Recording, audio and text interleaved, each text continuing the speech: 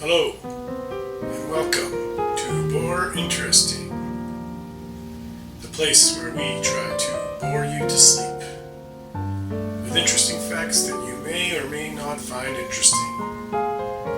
Today's topic, the humungous fungus. Tonight, we're talking about the largest organism on the planet. Perhaps I gave away the hint. No, it's not the blue whale. Not a giant sequoia. Not even the big dog from the never-ending story. No.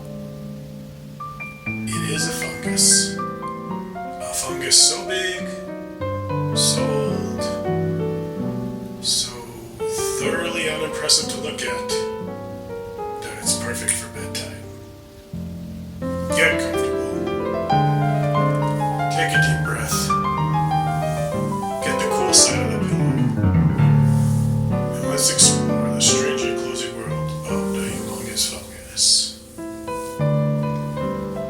The humungous fungus lives in Malheur National Forest in Oregon.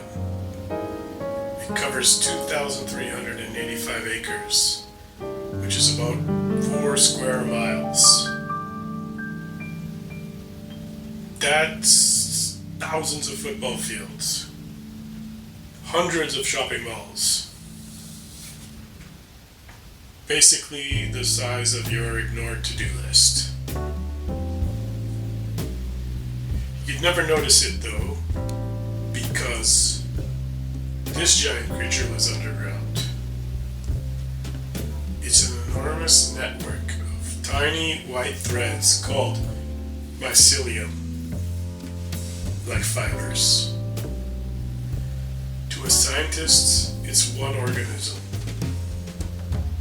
because the mycelium across those miles all share exactly the same DNA. Like a humongous clone that never stops growing. How old is it? This is a wide gap, but it's anywhere between 2,000 and 8,000 years old. When the pyramids just started, when Rome was getting started, and that's because they don't rush. They quietly, patiently, slowly exist, and they just grow little by little every year.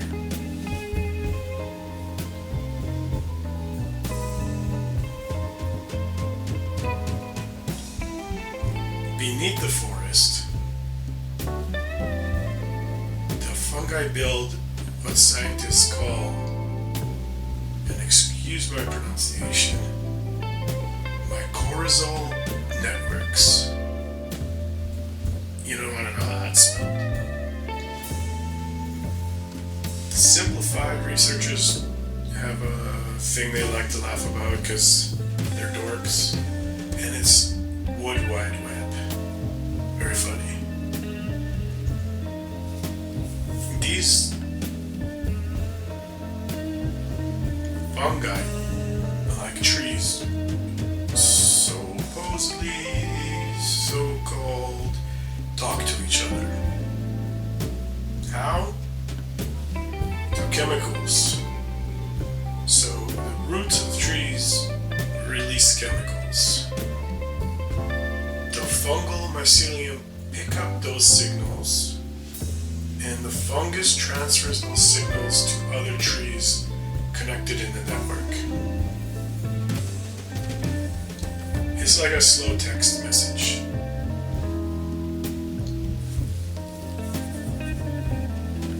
AOL. Trees use this network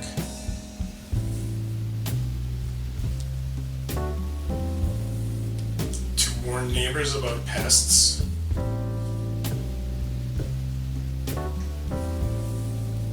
send nutrients to other sick trees, help their little seedlings grow, and even cut off the bad trees from their expanding forest. The gossip of this forest comes from the fungi. They're the ones that spread the information. But it's not all negative. Sometimes the fungi help in positive ways. But why? In human terms, it's like rent from the fungus landlord to the tree renter. The trees pay the fungus in sugar, and in return, the fungus provides minerals, water, protection, and their long-distance communication infrastructure. A good symbiotic deal for both, and for the forest in general. This humongous fungus is in Oregon's forest. Why? Not just why there, but why only there.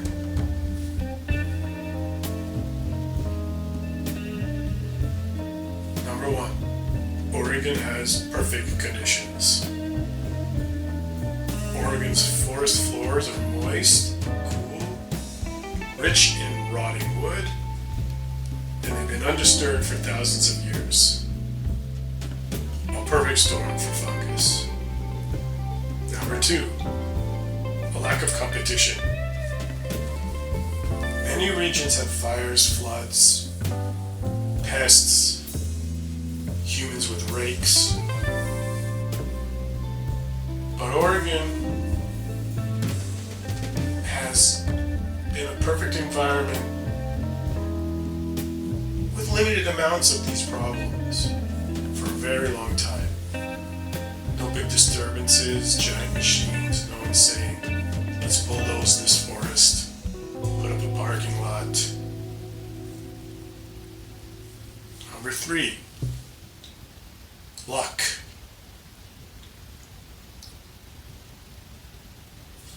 Years ago, eons, one spore landed in a perfect spot.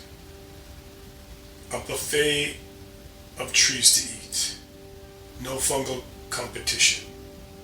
It grew for centuries with no challenges. By the time the other fungi arrived, it had all the real estate. Like I said, landlord. Number four, most fungi don't live as long as this. Nothing lives this long. Generally, they dry out, something eats them, they might burn in a fire, they might freeze in the winter, they might just lose access to food. This one in Oregon did not. Had moisture all the time, stable temperature all the time, endless wood to digest. Jackpot. The fifth reason. Scientists believe there could be other massive fungi around the world, but these things hide underground, so maybe they do exist, they just haven't been found yet. The one in Oregon was found because so many trees were dying and researchers were there investigating. There's a documentary to check out if you're more interested in this particular phenomenon. It's on Netflix called Attack of the Giant Fungus. Look for it in 6 years.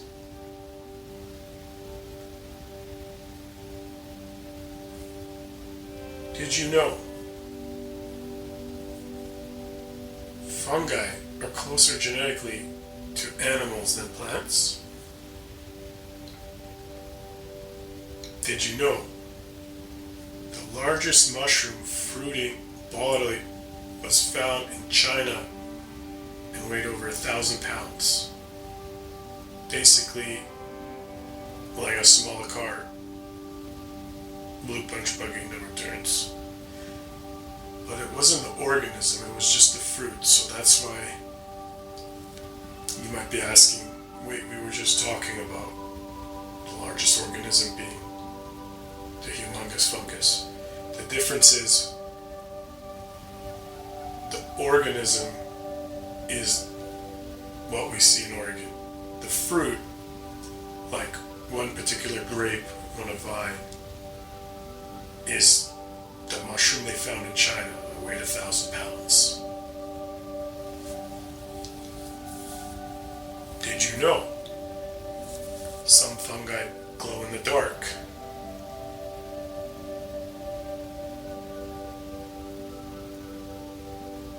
Did you know there's a fungus that turns ants into zombies?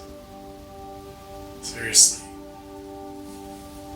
Apparently, it infiltrates their bodies and their brains and just unconsciously takes over them. That might be another topic for another time. It's a little scary, crazily fascinating.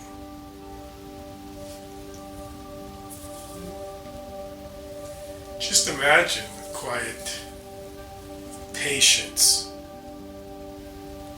of an organism that's lived thousands of years that just never stops growing, silently, slowly.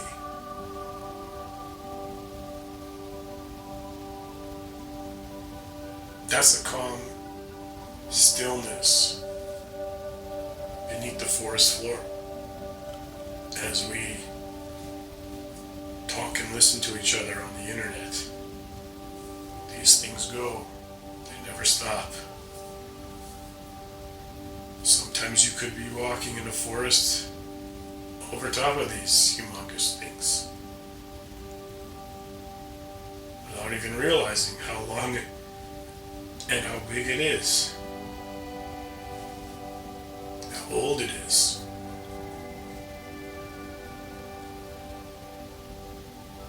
You don't say, excuse me, pardon me, I didn't mean to step on your roof. I had no idea you were down there.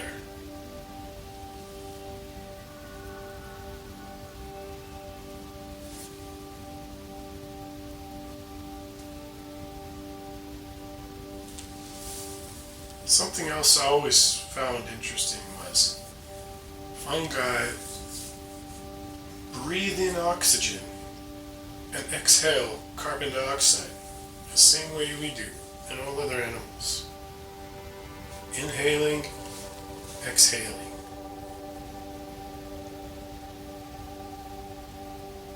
That's weird. Because isn't that the opposite of photosynthesis that plants do?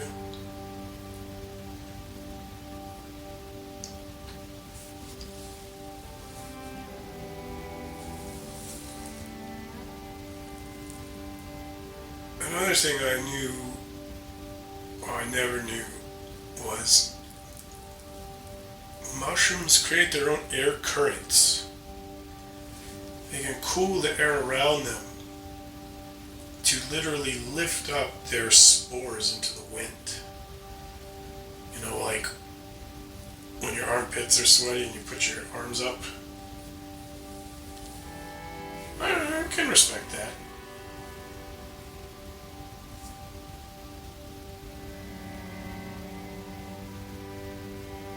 Astronauts took fungi into outer space. They took Cladosporium spherospermum, and it lasted years up there, longer than some satellites. Thanks, Elon. the bioluminescent glow-in-the-dark mushrooms. There's 80 species of those. That's too many. And you might even know, like, why. But then you ask the question, why? Technically speaking, scientists believe that mushrooms have been found to actually think. Not with a brain, but with electrical impulses and a simplified neural activity. Doesn't have to be thinking on our level, but it is like an animal.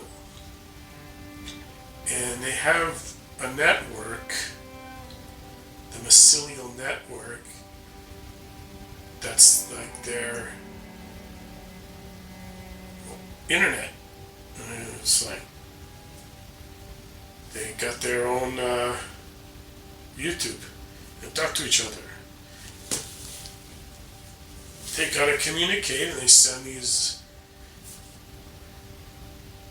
neural lightning bolts across huge, massive kilometers of space and say, hey, like, what are you guys doing over there? And they say, we're digesting plastic. Which I didn't make up. It's a real thing they do. And there's a type of mushroom called Pestalothiopsis microspora that eats polyurethane, which is plastic. And you would think that this would be a much bigger known thing in the world, since there's a humongous amount of plastic in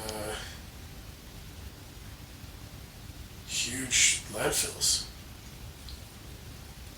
Maybe they can use that. There's a fungus called the honey fungus, and it's bad news. It can kill an entire forest. And it stays there for centuries. Watch out for the honey fungus.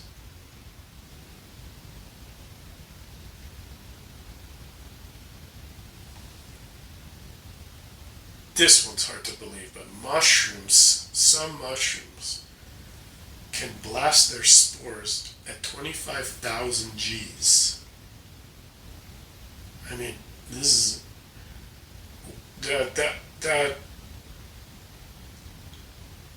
that fact seems like impossible to believe. There's more acceleration than a bullet leaving a gun.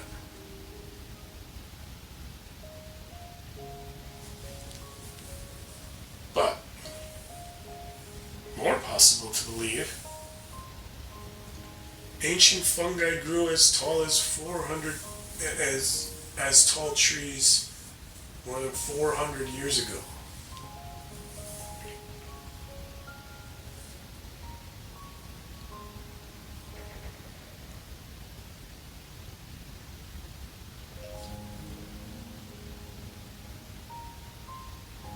Truffles grow near lightning strikes.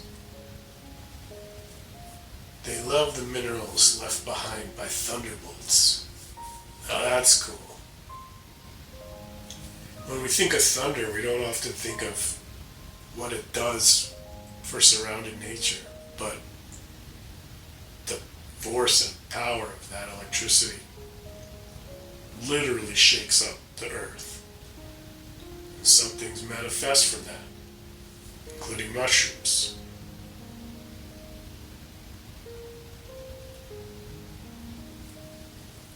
There are mushrooms that communicate using electric words. And scientists have found up to 50 distinct signal patterns that they've recorded. That's crazy.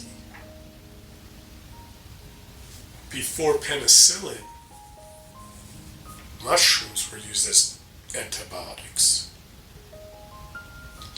Ancient cultures used polypore mushrooms to treat infections. That's really smart. I imagine they just rubbed it on their skin. How they figured that out, I'll probably never know. But did you know mushrooms can hear sound frequencies? Some species grow faster, around 50 to 100 hertz vibrations. So they like certain hertz. They like to be around certain sounds.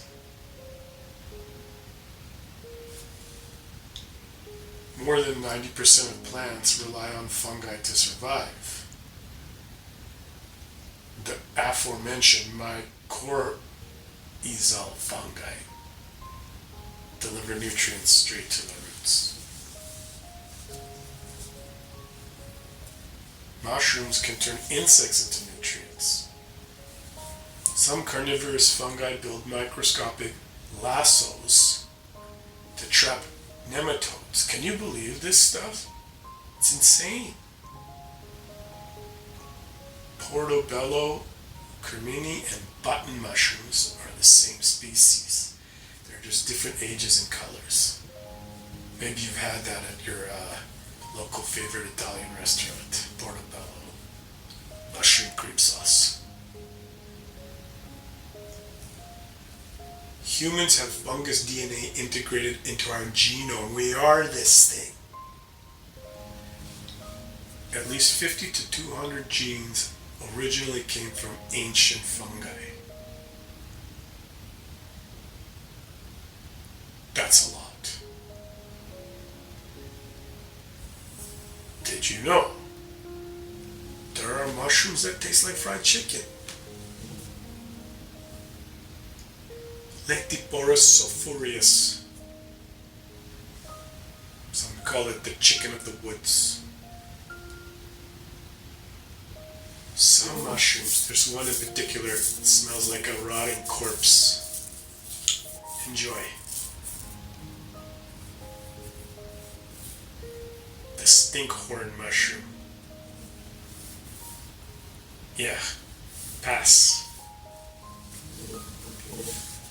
The world's most expensive mushrooms can be up to $2,000 per pound. The Matsuzake mushroom is rare, elusive, and heavily poached. Matsuzake. Some mushrooms grow so fast you can see it. More than 1 centimeter per minute. That is crazy. And unlike plants,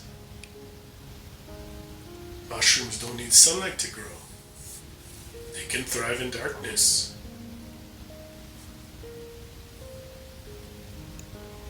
Fungi helped create Earth's first soil.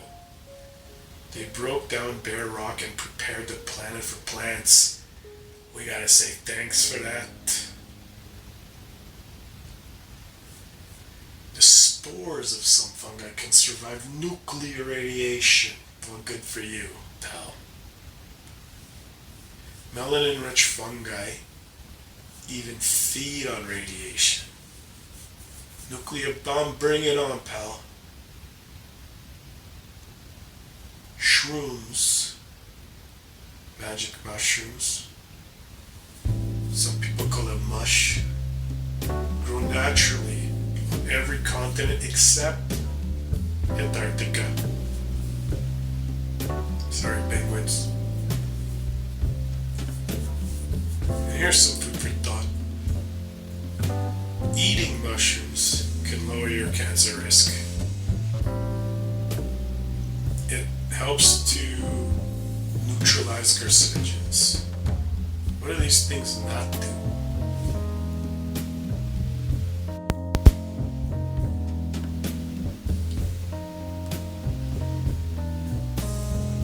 Before we go,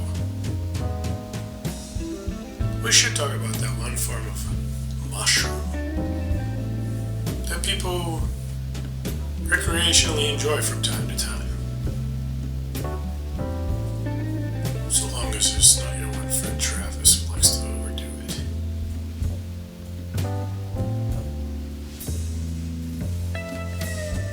Shrooms.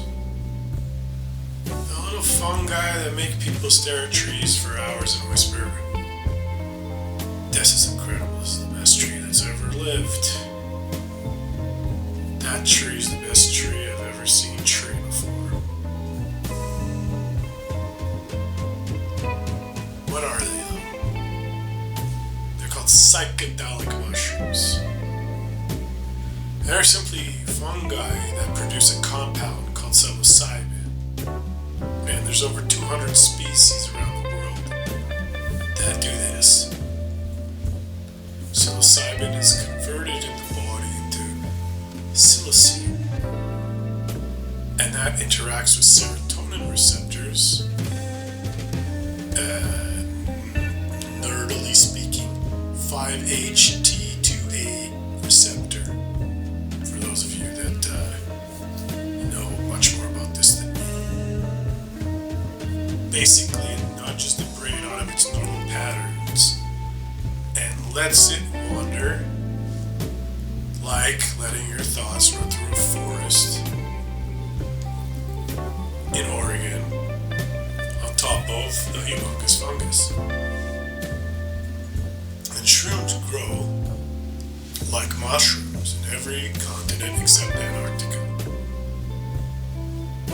which makes sense since there are no mushrooms that grow in Antarctica. But that does say that every place where mushrooms exist, psychedelic ones exist. Now in the brain, it's usually, before shrooms, organized. Even if you don't feel like you are, compared to what happens after, you're very organized. So psilocybin, when consumed in the bloodstream and the digestive system, says, "Oh, that's a nice looking office. What happens if we take away the cubicles?"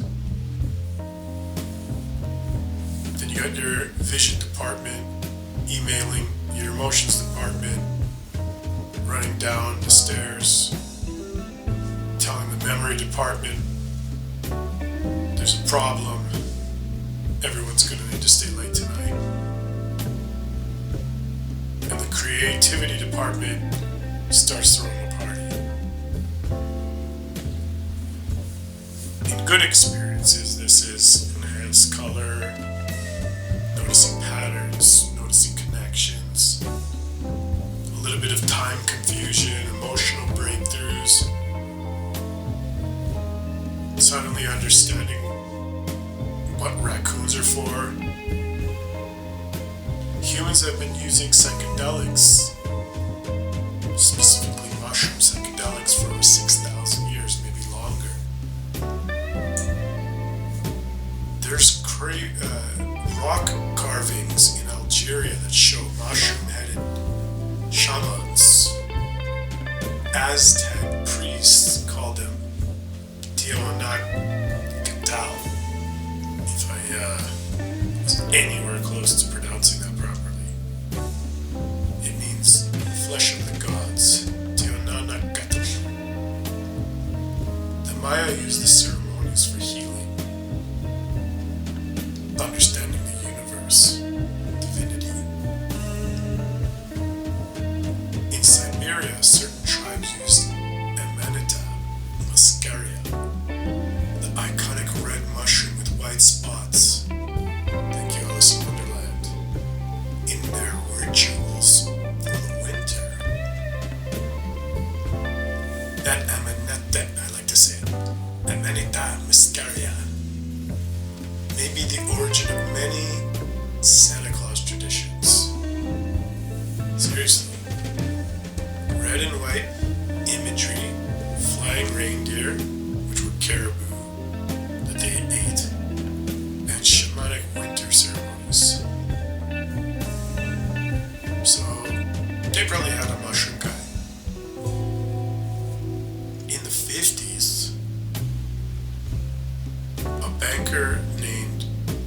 Gordon Wusson went to Mexico, and he went and he did a mushroom ceremony with a Mazatec healer named Maria Sabina. And he went and he wrote an article for Life magazine. And it said, wait, mushrooms do what?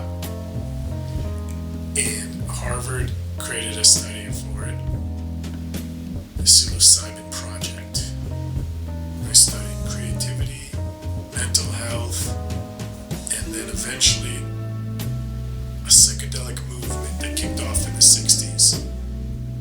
All from this banker of all people in 1957 who took part in that mushroom ceremony. The government panicked, banned everything, and research basically stopped for 40 years. That says a lot about a lot.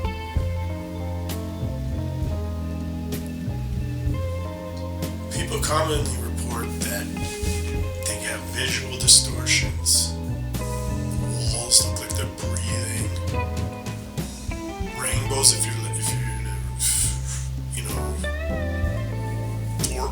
if there was rain and you see a rainbow, you see these blurry edges, fractals, enhanced emotions, a sense of unity, spiritual, mystical feelings, deep introspection, ego dissolution, time dilation. And that's, generality. Psychologically, there's a lot of ego dismantling there.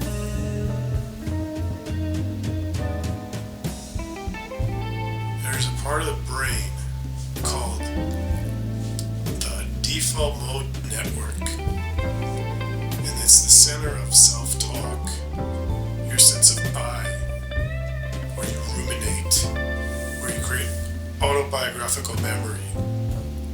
Psilocybin temporarily quiets this part of the brain.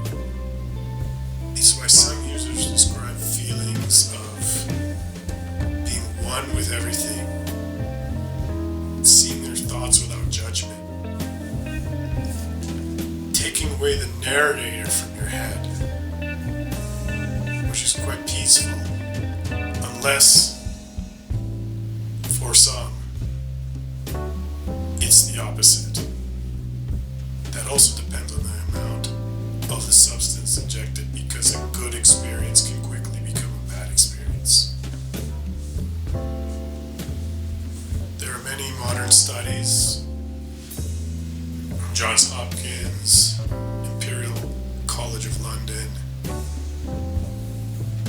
that look at the effects of psilocybin for depression, anxiety, PTSD, addiction, end-of-life distress, OCD. In many trials, a single dose produced rapid, lasting improvement for many patients. It was essentially microdosing. So these things need to be done in moderation. The brain becomes more flexible and connected. Rigid thought patterns soften. So, at that level, it's generally positive.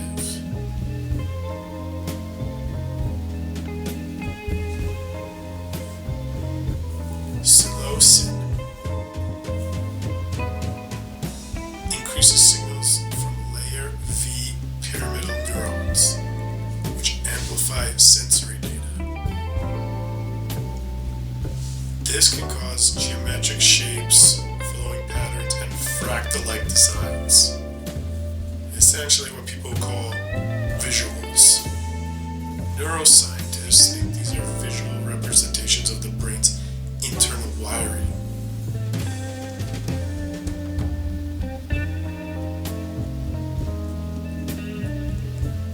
Did you know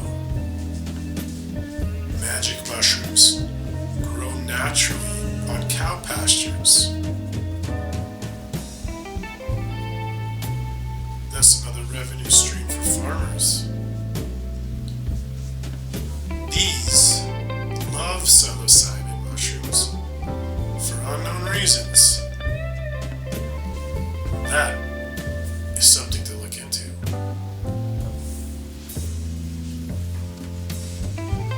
The brain of someone on shrooms resembles the brain of somebody dreaming.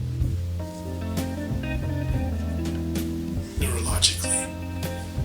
Although that seems kind of obvious.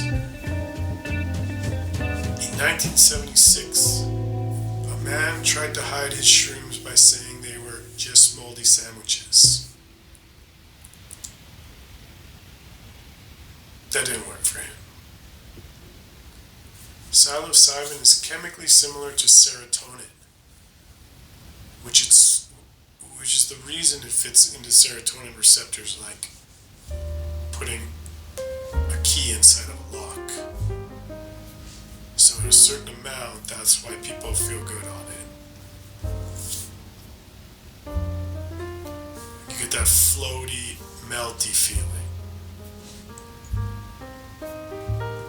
Studies showed that people on psilocybin found faces more emotionally meaningful, which is probably just the serotonin being in a happy place. Ancient shamans often wore mushroom crowns during ceremonies. That says a lot, culturally. There's a species called Psilocybin azurescens.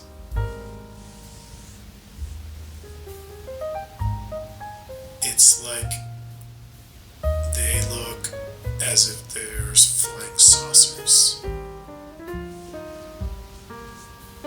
Most mushrooms have that look, but I imagine these ones are particularly flat and alien-like.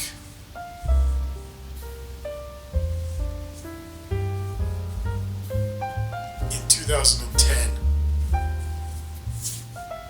the world, the internet, was introduced to the first mushroom emoji.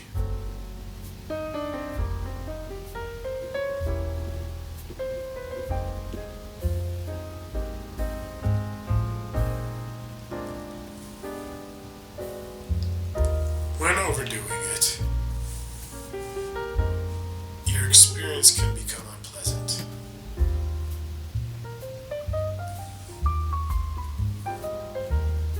It is important to not overdo it, have the right setting, good mindset, and emotional readiness, and don't be near anyone named Travis. Microdosing